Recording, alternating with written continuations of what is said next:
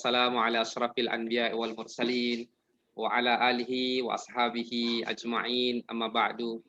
Semoga Allah yang Maha Mulia memuliakan kita semua yang hadir di majelis ilmu ini di penghujung bulan Ramadan yang Masya Allah luar biasa. Kalau beberapa bulan yang lalu kita menanti datangnya Ramadan, marhaban Ramadan. Hari ini hati kita ada dua perasaan bangga, bahagia karena kita akan menyambut datangnya Hari Raya Idul Fitri. Ya insya Allah tidak ada halangan, esok kita akan nanti malam kita sudah melakukan takbiran dan esok kita melaksanakan sholat Id. Tentu bahagia, senang, kira-kira sama seperti kebanyakan orang. Tapi yang kedua adalah ada rasa sedih. Apakah tahun Ramadan tahun depan kita masih bisa ketemu atau tidak? Tentu akan menjadi sebuah kesedihan bagi kita. Tapi tentu kita akan berharap mudah-mudahan Allah pertemukan kita dengan Ramadan tahun depan. Bapak Ibu sekalian yang dirahmati Allah dan guru-guru saya yang saya hormati di masjid, ada Bu Ya Nasri dan insya Allah yang lain dan berbagai macamnya. Ada ayah saya sendiri, ada emak saya sendiri. Jadi saya itu kalau suruh ceramah di Atakwa itu paling groginya dasar tingkat tinggi Ustadz Fadlan. Jadi kalau di TV, di radio nggak terlalu grogi karena sudah umum. Tapi kalau di masjid ini ada ayah, ada emak, jadi masya Allah luar biasa groginya kadang-kadang gitu. Bapak Ibu sekalian yang dirahmati Allah, di layar Zoom juga ada, itu ada ayah saya kelihatan tuh. Lalu di luar Zoom ada anggota dewan kita Pak Ustadz Fadlan dan juga yang lainnya, Masya Allah luar biasa, dan semangat ekonomi syariahnya Masya Allah luar biasa. Bapak Ibu sekalian yang dirahmati Allah, apa sih yang akan kita bahas di hari ini? Saya ingin membahas tentang menjaga kebiasaan baik kita di bulan Ramadan, di Syawal. Ramadan itu secara bahasa adalah mengasah. Artinya apa? Kebiasaan-kebiasaan baik itu sudah kita asah di bulan Ramadan, maka Syawal secara bahasa bermakna adalah meningkat. Itu artinya di bulan Syawal semestinya meningkat, bukan berarti menurun atau kemudian kembali kepada kebiasaan buruk masa lalu. Bulan Ramadan yang kita tunggu beberapa saat yang lalu itu sama seperti ya kehidupan kita di hari ini. Ya, jadi Masya Allah luar biasa. Ditunggu kelahirannya, lahir, habis itu besar, habis itu kecil, habis itu hilang, dan tidak kembali. Ramadan tahun ini juga demikian. Kemarin kita tunggu, hari ini datang 30 Ramadan, tidak akan kembali lagi.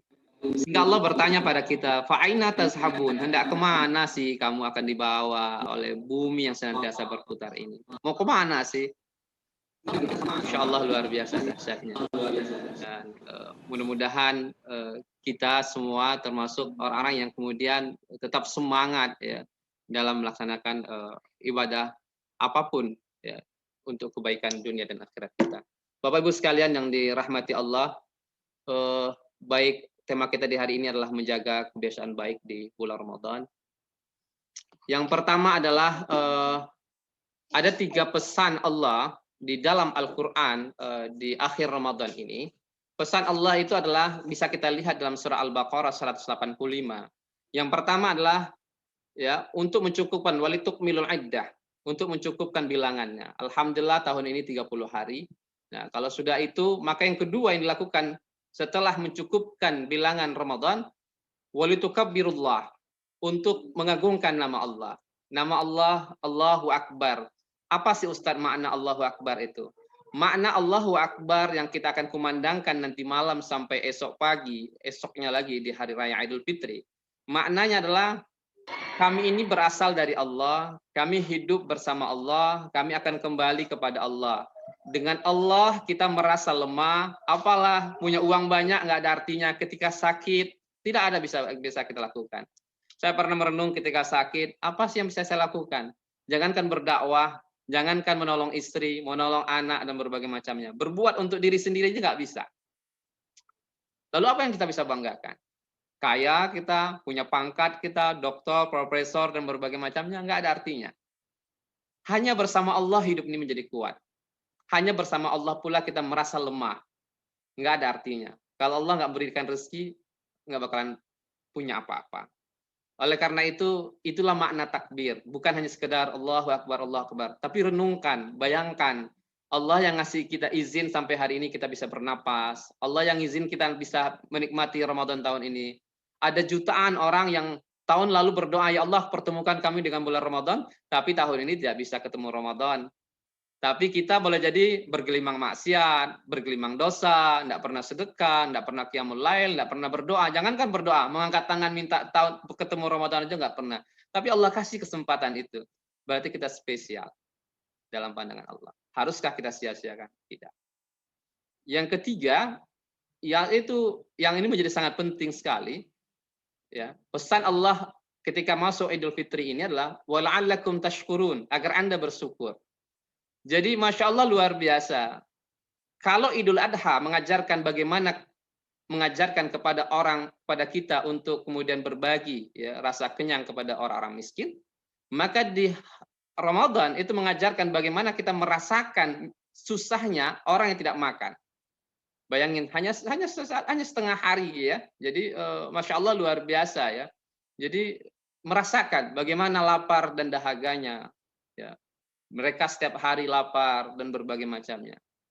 Agar apa? La'allakum tashkurun, agar Anda bersyukur. Apa itu syukur, Ustaz? Syukur itulah ya, saya ingat kata-kata ayah saya selalu saya amalkan itu, dan itu ternyata juga kata-katanya Profesor Dr. Quraisy Shihab yang selalu dibahas, yaitu mendapat sedikit itu menganggap sudah banyak. Dapat kita uang sedikit, tapi seakan-akan itu sudah banyak ya dibandingkan orang lain. Tapi memberi kita, bersedekah kita banyak, tapi menganggap masih sedikit dibandingkan apa yang Allah berikan pada kita. Itulah syukur. Jadi Masya Allah luar biasa. Nah syukur itu secara bahasa adalah membuka. Lawannya adalah kufur, menutup. Jadi kalau kita bersyukur kepada Allah, la in syakartum la azidannakum, akan kami tambah. Tapi kalau Anda kufur, maka akan ditutup pintu rezekinya.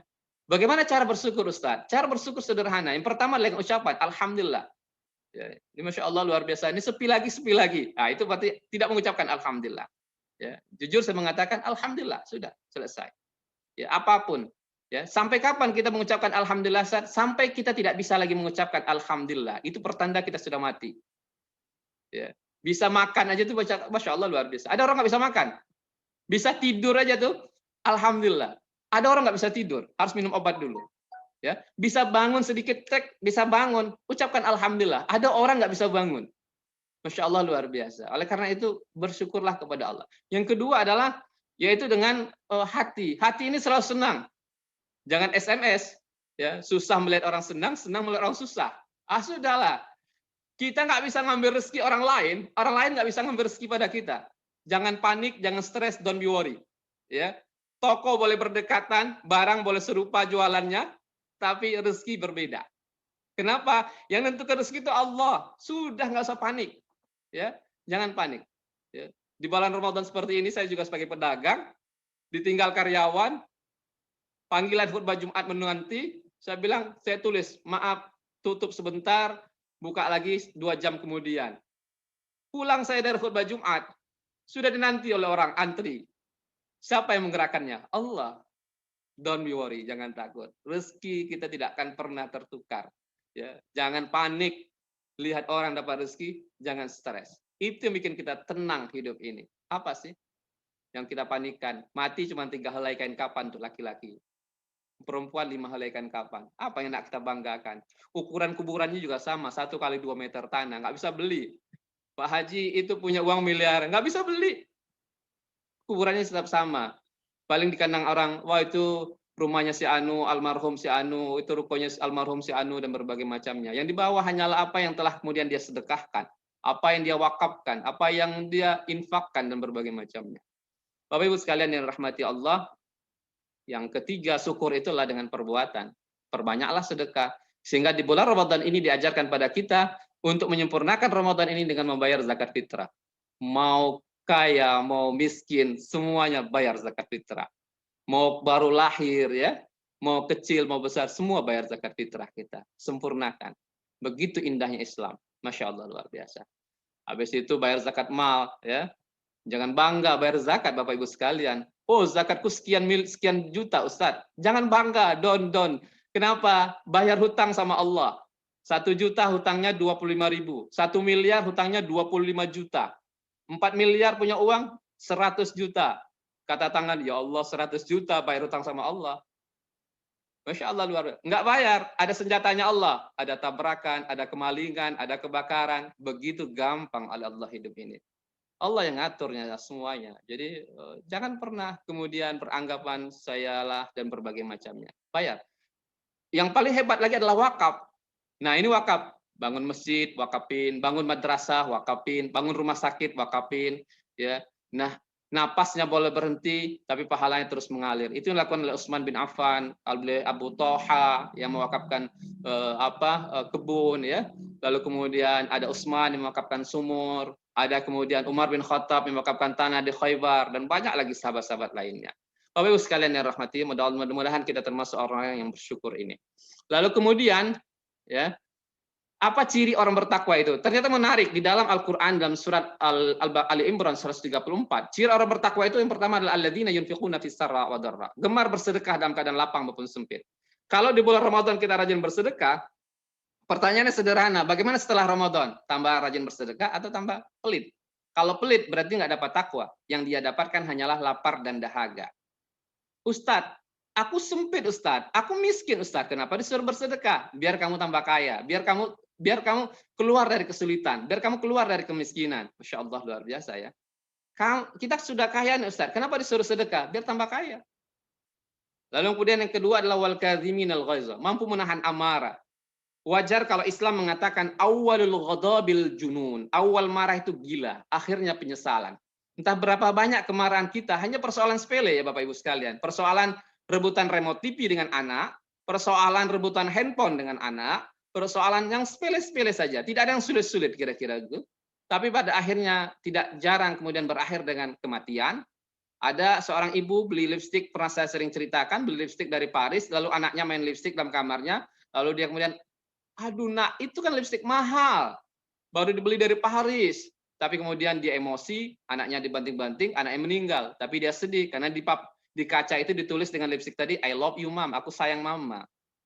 Ya. Jadi begitu banyak ya, persoalan hanya sepele. Wajar kalau kemudian orang bertakwa itu orang yang spesial, ya mampu menahan amarah. Tapi kalau setelah Ramadan dikit-dikit marah, di rumah marah, di kantor marah, di mana-mana marah, berarti dia hanya mendapatkan kata Rasulullah, kam min sha'imin laisa lahu min siyamihi illal ju' wal atas. Betapa banyak di antara umatku yang orang berpuasa dia berpuasa, orang lapar dia lapar, tapi tidak mendapatkan takwa. Yang ketiga, wal afina 'anin nas, mau maafkan kesalahan orang lain. Ini berat Bapak Ibu sekalian. Aku maafin sih Ustaz, tapi tak pakai tapinya berarti kan nggak ikhlas kira-kira gitu ya. Di dalam Al-Qur'an, ternyata di dalam Al-Qur'an ya, itu kalau kita cari dari pertama sampai akhir, itu ternyata tidak ada kata-kata minta maaf, yang ada memberi maaf. Jadi Masya Allah luar biasa dahsyatnya ya. Jadi memberi maaf, ya, wal afina 'anin nas, mau memberikan maaf. Jadi memang yang paling berat itu memberi maaf. Ya, bayangin Rasulullah itu tahu persis siapa yang membunuh pamannya Hamzah. Rasulullah tahu persis siapa yang mengusirnya dari tanah kelahirannya. Tapi ketika Rasulullah mampu menaklukkan kota Mekah yang dikenal dengan Fathul Mekah, Rasulullah tidak pernah dendam. Rasulullah mengatakan, "Ishabu, pergilah kalian masuk ke rumah Abu Sufyan yang pada saat itu Masya Allah luar biasa, kalian aman semuanya." Jadi Masya Allah luar biasa. Musuh saja dimaafin sama Rasulullah. Nah bagaimana dengan kita? Kayaknya berat kayaknya saya mau maafin dia kayaknya. Ya, istriku tidak ada maaf bagimu, suamiku nggak ada maaf bagimu, terlalu. Masa orang terdekat kita mengatakan demikian? Sudahlah, ya. Jangan sampai kemudian kita merengek-rengek di batu nisannya orang. Kalau kita punya salah, minta maaf. Kalau paling bagus adalah kalau orang punya salah dengan kita, berikanlah maaf. Ya, sehingga Allah mengatakan di dalam Al-Qur'an, "Fala tuzakku anfusakum", jangan kau anggap dirimu suci. Ana a'lamu biman ittaqa. Aku tahu persis siapa sebenarnya Anda. Kalau aku buka aibmu, tidak ada mau berteman denganmu. Kalau aku buka aibmu, tidak ada kemudian keluargamu berteman denganmu. Sudahlah kata Allah. Maafinlah kira-kira. Kalau kamu suka dimaafin sama Allah, orang lain juga suka kira-kira menerima maaf dari kita.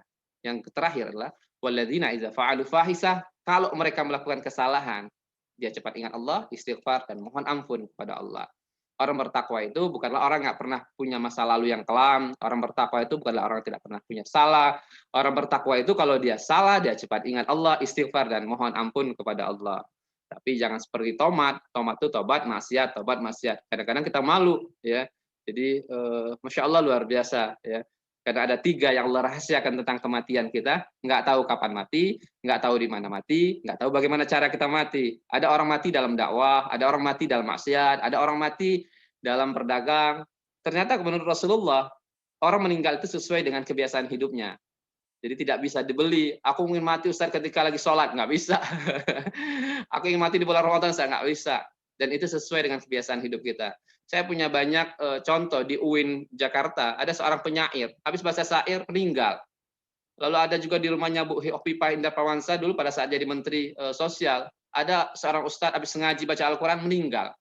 Jadi itu semua tergantung kebiasaan hidup kita. Mudah-mudahan kebiasaan Ramadan yang baik ini kita teruskan dan insya Allah kita mati dalam keadaan baik. Bapak Ibu sekalian yang dirahmati Allah. Nah, kalau kita gabungkan nih kira-kira antara Ali Imran ya 100 Ali Imran tadi 134 35 lalu kemudian kita gabungkan dengan Al-Baqarah dalam surah Al-Baqarah di 100 1 sampai 5 di situ menjadi menarik. Inilah kesimpulannya kira-kira. Ya, jadi orang bertakwa yang muflihun, yang beruntung itu adalah rajin bersedekah, rajin baca Al-Qur'an. Nah, tanyakan nih diri saya, Sandra dan keluarga dan berbagai macamnya. Berapa ayat kira-kira yang kita baca dalam bulan Ramadan ini? Sudah mau terakhir loh. Padahal bulan Ramadan bulan Al-Qur'an. Sudah berapa juz kita baca Al-Qur'an? Atau sama sekali tidak kita baca? Lalu kemudian menangis pada Allah. Ya Allah, kasih hamba kesempatan ya Rabb untuk bisa kemudian baca Al-Qur'an. Al-Qur'an ini akan nikmat dibacakan pada saat kita hidup, bukan pada saat kita mati. Al-Quran ini akan nikmat dibacakan ketika kita masih sehat, bukan pada saat kita sakit.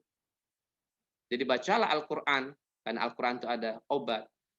Andai kata Al-Quran ini dikatakan, Al-Quran ini bisa memberikan kesehatan dan berbagai macamnya. Tapi kenapa kemudian kita nggak mau baca Al-Quran? Tapi kalau ada obat dikasih sama dokter, gitu, obatnya bisa menyehatkan ini. Kita minum nggak? Minum. Tapi ketika Allah mengatakan Al-Quran inilah sifat, Al-Quran inilah menenangkan, lalu kemudian disuruh baca, nggak mau baca.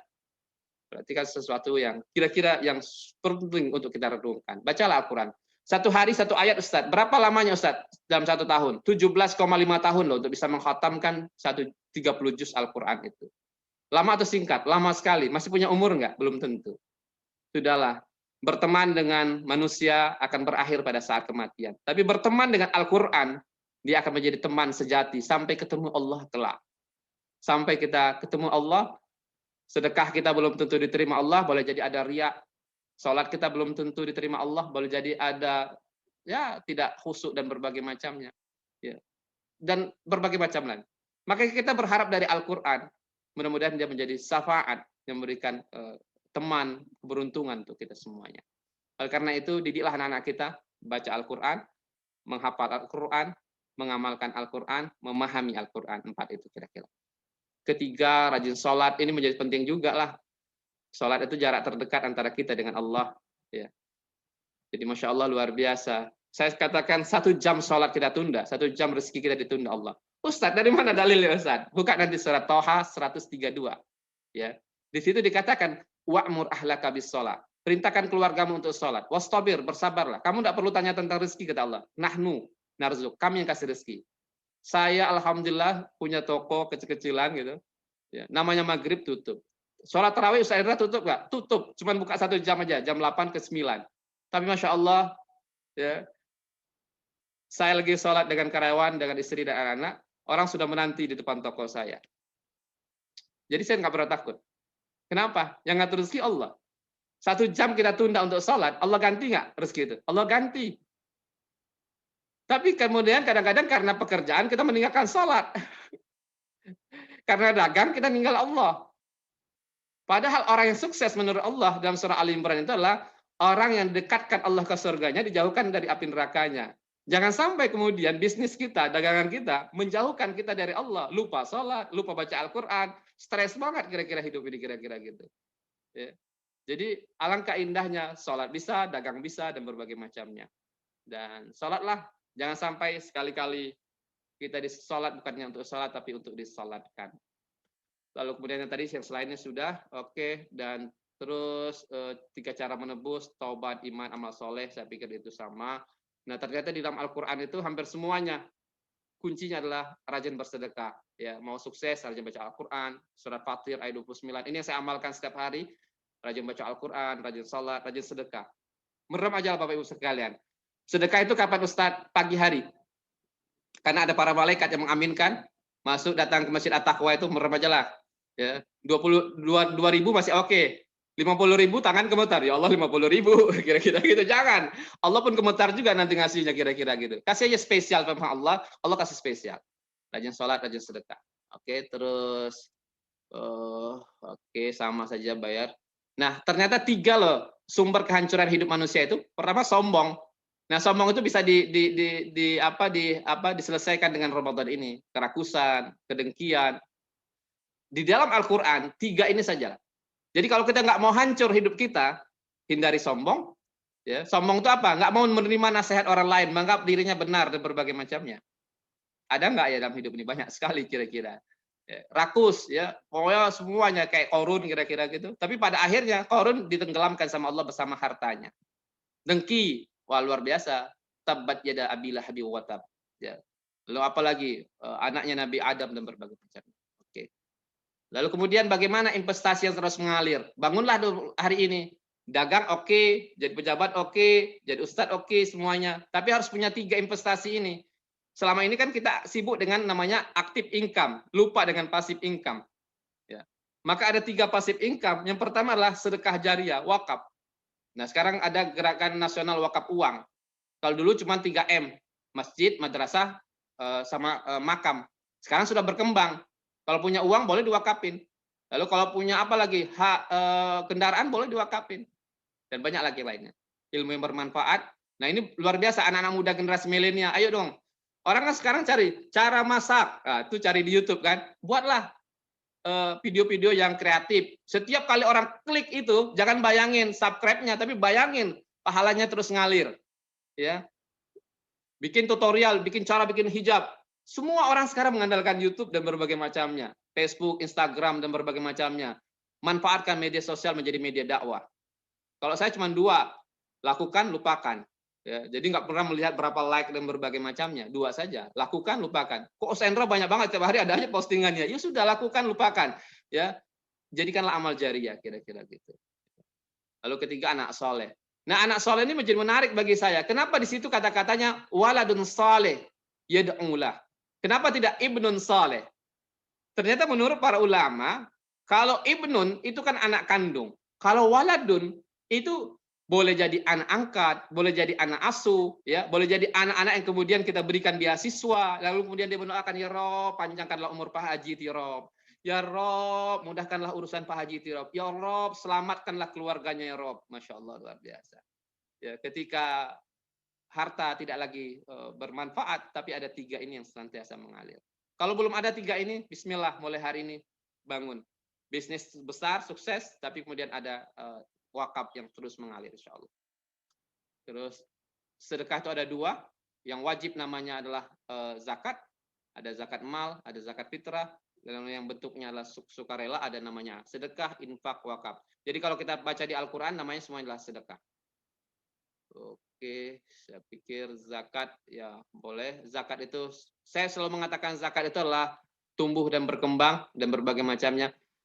Zakat itu selalu saya bayangkan seperti makan. Makan tiap hari, tapi tidak pernah buang air besar. Sehat atau tidak? Tidak sehat. Makanannya harus dibelah, perut kita ini dikeluarkan makanan kita. Dapat uang tiap hari, tiap minggu, tiap bulan, tiap tahun, tapi tidak pernah dikeluarkan zakatnya. Sehat atau tidak sehat? Tidak sehat. Oleh karena itu, keluarkanlah zakat. Keluarkan yang sedikit, Allah jaga yang banyak. Keluarkan yang sedikit, Allah lindungi yang banyak. Oke, pembayar zakat. Oke, 3 manfaat zakat. Membersihkan, mensucikan, menenteramkan. Oke. Zakat dulu berkembang. Kalau dulu di masa Rasulullah cuma ada 5. Emas, perak, ya kan? Hewan ternak, barang dagangan, tanaman dan buah, rikas. Tapi di sekarang di undang-undang zakat kita ada 9. Ya, di situ ditambahlah dengan pendapatan dan jasa dan berbagai macamnya. Oke. Ada 8 asnaf penerima zakat. Lalu kemudian sedekah ada 5. Oke. Nah, saya selalu bayangin, berapa sih potensi sedekah di Indonesia itu? Kalau 10.000 orang, ya kali 10.000 saja, itu uangnya sudah 100 juta loh. Jadi Masya Allah luar biasa. Ustadz, 10.000 berat Ustadz. 1.000 deh, 1.000, 1.000. 1.000 kali 200 juta orang Indonesia, taruh saja di Basnas atau di Badan Wakaf, itu sudah ada 200 miliar tiap hari. Nah ini Pak anggota Dewan nih, Ustadz Fadlan bisa nih. Coba bayangin 200 miliar loh Ustadz. Jadi kalau satu hari 1.000 aja kira-kira, sekarang tuh kalau ke toilet di Tanah Abang itu sudah 3.000 loh. Dulu 2.000, sekarang sudah 3.000 gitu. Jadi bayangin ya, 200 miliar per hari. Seminggu berapa? 1,4 triliun seminggu. Satu tahun berapa? 73 triliun. Nah, kalau dikumpulin setahun, maka ada 14.600 masjid bisa dibangun. Jadi nggak perlu lagi ngajuin proposal, ya kan? Satu masjid anggap 5 miliar. Oh, itu sudah keren banget 5 miliar. Ya. Lalu ada 73 kampus bisa kita bangun. Satu kampus anggaplah 1 triliun. Ada 146 rumah sakit bisa dibangun, rumah sakit Islam. Satu rumah sakit anggaplah 500 miliar. Ada 73.000 SDMI bisa dibangun. Satu SD itu anggaplah 1 miliar. Masya Allah luar biasa. Small is beautiful. Kecil itu indah. Kalau kemudian dikumpulkan. Tapi persoalan kenapa sampai hari ini nggak bisa Ustadz? Ya karena nggak mau. Ya karena khawatir dan berbagai macamnya, takut dan berbagai macamnya. Oke. Nah, sedekah itu juga ada etikanya. Memberi yang terbaik bukan sisa-sisa, Al-Baqarah 267. Ya. Jangan sampai kemudian memberi sesuatu yang tidak baik. Di dalam Al-Quran itu dikatakan, ya, tumidu fi itu memejamkan mata kita. Memberi sesuatu yang nggak kita suka. Ya, sisa pakaian, sisa makanan, sisa-sisa. Yang terbaik. Lalu kemudian hindari sikap riya. Ini zaman media sosial hari ini. Ustadz, boleh nggak aku menampakkan sedekah? Boleh. Sahabat Nabi seperti Utsman bin Affan selalu menampakkan sedekahnya. Tapi ada juga yang tidak menampakkan sedekahnya. Siapa contohnya? Yaitu Abu Bakar As-Siddiq dan berbagai macamnya. Di dalam Al-Quran itu dikatakan, ya, diperbolehkan menampakkan, tapi menyembunyikan khairul lakum, itu jauh lebih baik bagi Anda. Jadi riya itu kalau dipotong rambut 7 helai nggak kelihatan. Ya. Jadi nggak kelihatan kira-kira, beda-beda tipis kira-kira. Tapi kan boleh di dalam surat Wadduha itu kan, wa amma bi ni'mati rabbika fahaddits. Ya, ungkapkanlah nikmat Tuhanmu itu. Lalu yang ketiga, jangan menyinggung. Ya. Nggak bisa memberi, kadang-kadang menyinggung dan berbagai macamnya. Sudahlah, maaf, lewat aja ya, kira-kira gitu. Ya. Saya kok punya mimpi, sebenarnya saya bilang sama teman-teman saya, tidak cukup kita hanya memberikan santunan kepada orang miskin, tapi memuliakan orang yang menerima harta zakat, sedekah itu. Sampai pada tingkat memuliakan. Jadi tidak hanya sekedar menyantuni. Puasa Ramadan, berakhir takwa, dunia dapat 2, ya ja'allahu makhrajan, Allah berikan jalan keluar setiap persoalan hidupnya, lalu wa yarzuqhu min haitsu la yahtasib, dapat rezeki yang diantarkan. Di akhirat surga yang luasnya antara langit dan bumi, uiddat lil muttaqin. Kalau pingin, mudah-mudahan Ramadan kita tahun ini diterima Allah dan kita mendapatkan takwa. Saya pikir itu mudah-mudahan bermanfaat dan silakan kalau ada ingin beberapa hal yang ingin ditanyakan, silakan.